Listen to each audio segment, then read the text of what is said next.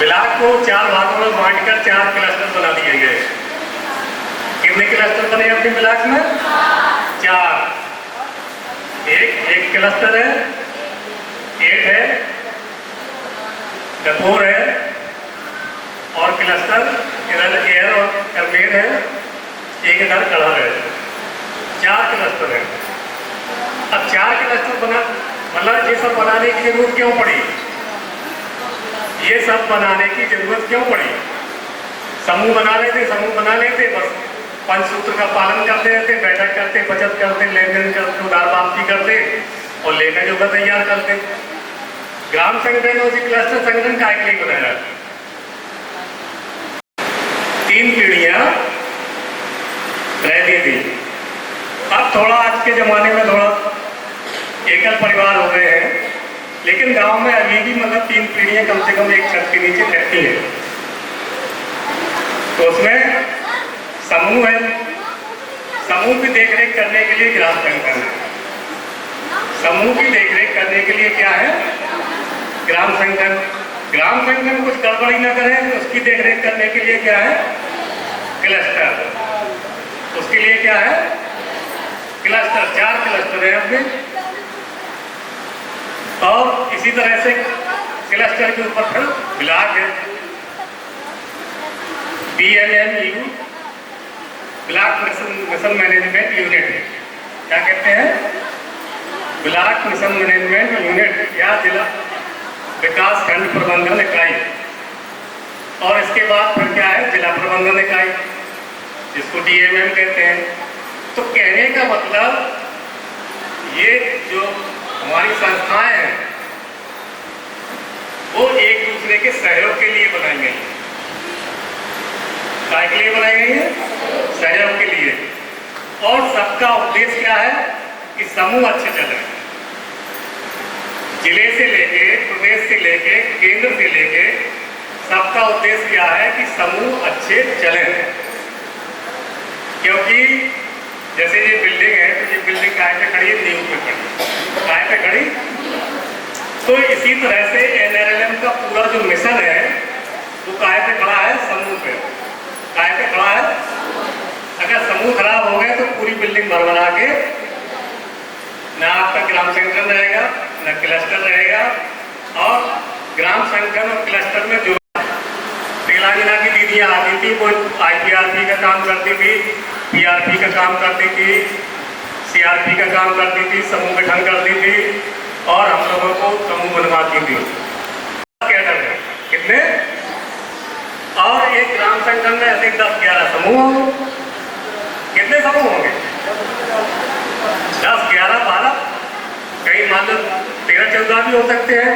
तो वहाँ कैडर भी ज्यादा होंगे।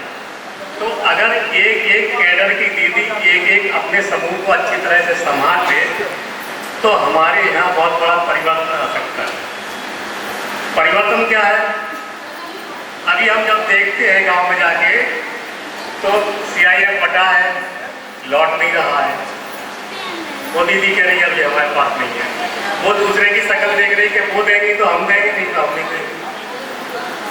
तो ऐसे संभव है क्या? ऐसे समूह अच्छे चलेंगे क्या?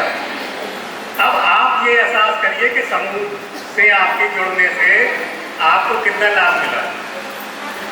कभी आपके किसी बात पे घर में तालियां बजाएंगे? ये बताइए। घर वालों ने आपने कोई बात कही हो, सब घर वालों ने तालियां बजा दी हो, ऐसा होता है कभी? आपने सबसे सही आपने किसी सही है, लेकिन हम देखते क्या है कि सब अपने अपने काम तो करती है, लेकिन समूह के लिए कोई नहीं करता काम। जबकि समूह का काम सबका काम है।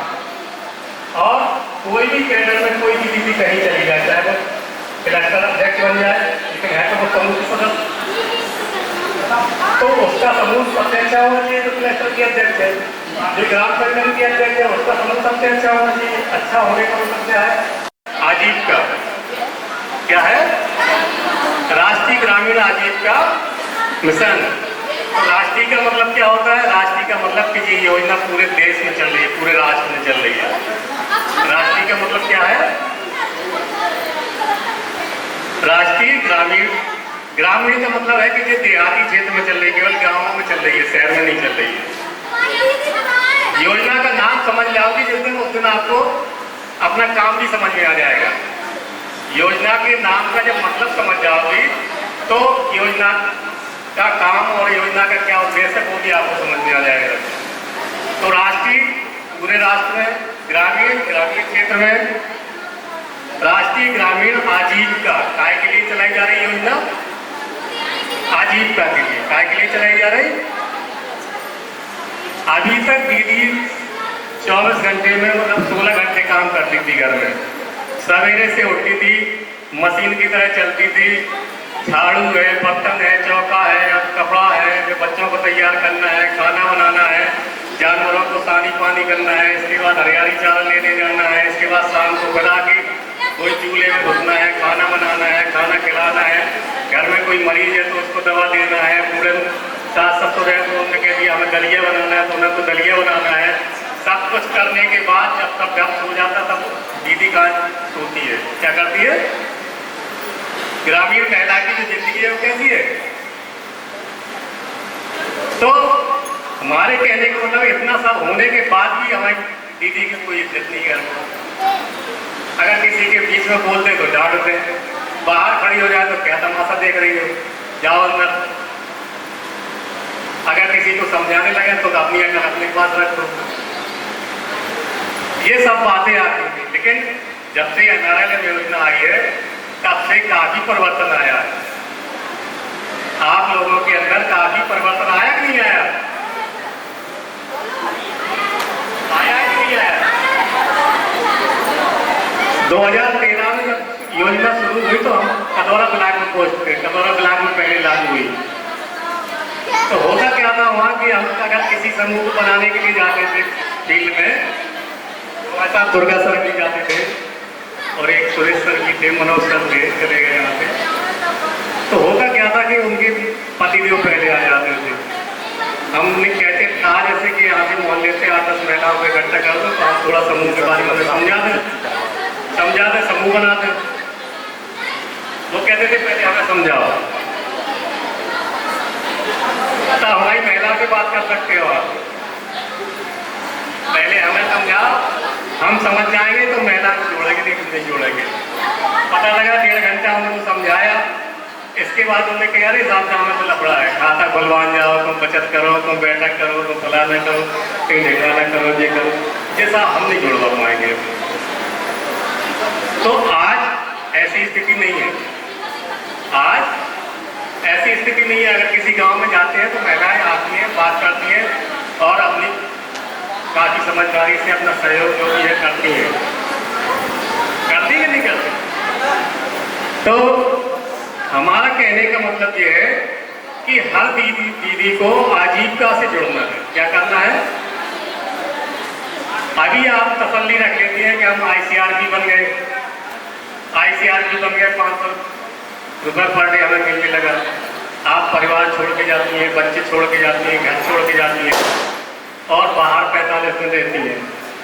अगर 200 रुपये पर डे के हिसाब से 6000 रुपये महीने अगर आपको घर में मिलने लगे, कोई छोटा मोटा काम धंधा करके, तो वो अच्छा है कि वो बाहर जाना 500 अच्छा है।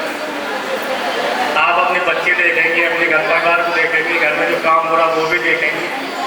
तो हमें सोच बदलना है। अब आप लोगों को ये सोच बदलना है कि हमें क्या काम करना चाहिए और प्रत्येक दीदी का एक काम होना चाहिए।